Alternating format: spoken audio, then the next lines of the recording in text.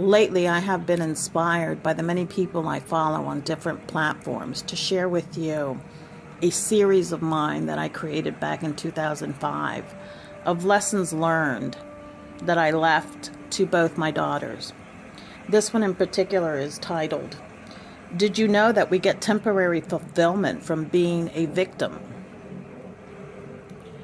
Like a drug, it feels good to complain and even suffer or blame others and even blame the devil. But what are we left with afterward? Emptiness, unsatisfied, and resentful frustrations. This consciousness is the opposite of our creation. We are meant to control our destiny and be the co-creators of our lives. Holding a grudge is never worth it either. And like any other drug, it is easy to abuse and the most difficult to face and conquer. Holding a grudge can even follow some to the grave. Clearly the wrong way of letting go. Be mindful. Your health is linked to your emotional well-being.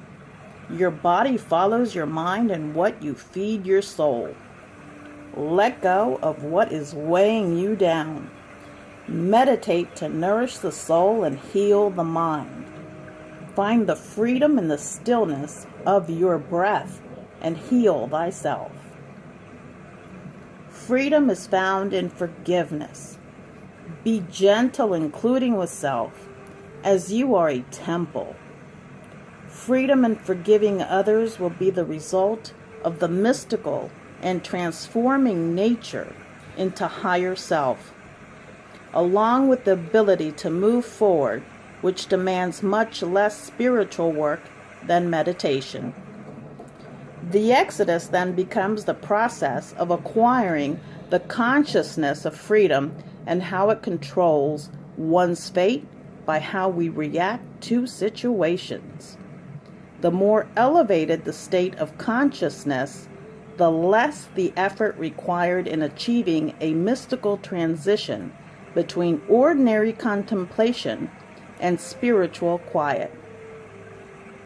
The soul that progresses in these lessons is like a gardener who takes less and less trouble to water his garden. Spiritual work does not consist in procuring the prayer itself, but first by combating distractions and adopting a more disciplined structure in self-contemplation, meditation, and nourishment. What is our lesson from this? It is time to give up the sweet nectar of blame and get on with getting it done. It is a serious time to take inventory of our negativity and our commitment to change. It could determine the new person we will become. Make time for a daily inspirational routine. You can repeat your affirmations for self-empowerment while you're doing tasks and chores around the house. You can repeat them while you're prepping your meals or going about your regular day. Be kind to yourself and the rest will follow. Spiritual inventory is a task we must take on ourselves as a valuable learning tool in realizing what we have lost because of our fears, because of our limitations and our selfishness. Not so we beat ourselves up or feel bad, but so that we can be inspired to change.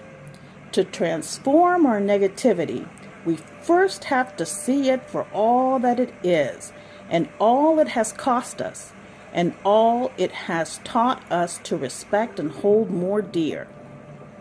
Daily affirmations of gratitude is one way of achieving the state of living and appreciating the now, because tomorrow is uncertain. The more elevated the order of the conscious union with self, the clearer the outward manifestation. This period can be filled with obfuscation, as mentioned, and is a source of interior suffering to beginners. During the period of spiritual quietness, they instinctively will believe in their mystical union. But afterwards, because of their preconceived ideas, they will begin to relapse into hesitation and the fear of going or being led astray. The remedy then lies in providing resources, books, information, etc., that will address these matters clearly. Through experimental knowledge, it is understood that which comes from the object itself makes it known not only as possible, but as existing in such conditions. This is the case with the mystical union. Co-creator is therein perceived as well as conceived. Repentance can also be realized through honest contemplation and earnest self-forgiveness. Through meditation, the intellect operates in a new way, assisting us in finding the real enemy, so we can battle it head-on in a passive-active nature. By way of distinction, it responds to this new exchange of energy as it also exercises our bodily senses. The lessons in our life are always against internal enemies, never by external people. Let's find some time to reflect this week and decide what changes we're committed to making in the months to come.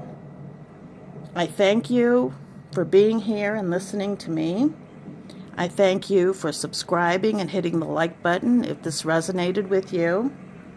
And please find a daily routine, daily affirmations, and live in the now. Namaste.